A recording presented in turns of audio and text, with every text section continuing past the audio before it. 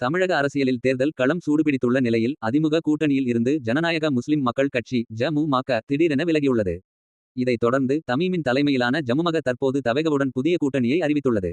இந்த எதிர்பாராத அணிமாற்றம் அரசியல் வட்டாரத்தில் பரபரப்பை ஏற்படுத்தியுள்ளது. இதுகுறித்து விளக்கம் அளித்த கட்சி நிறுவனர் மற்றும் தலைவர் தமீம் அதிமுக கூட்டணியில் இருந்து விலகுவதற்கான முக்கிய காரணம் அந்த கூட்டணியில் பாஜக இடம்பெற்றிருப்பதே என தெரிவித்தார்.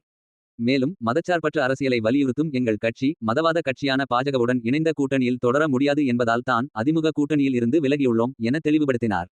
தற்போது தமீம் தலைமையிலான கட்சி விஜய் தலைமையிலான தவேகவுடன் சேர்ந்து தேர்தல் அரங்கில் களமிறங்க திட்டமிட்டுள்ளது. பாஜக முன்னாள் தலைவர் அண்ணாமலை செய்தியாளர்களிடம் பேசும்போது அதிமுக பாஜக கூட்டணியில் எந்த சலசலப்பும் குழப்பமும் இல்லை. திமுகவை வீழ்த்த வேண்டும் என்ற ஒற்றை புள்ளியில் மட்டுமே கவனம் கொண்டு தேர்தல் பணியாற்ற உள்ளோம். 2026 தேர்தலில் யார் தலைமையில் கூட்டணி யார் முதல்வர் என்பதை ஏற்கனவே தெரிவித்துவிட்டோம்.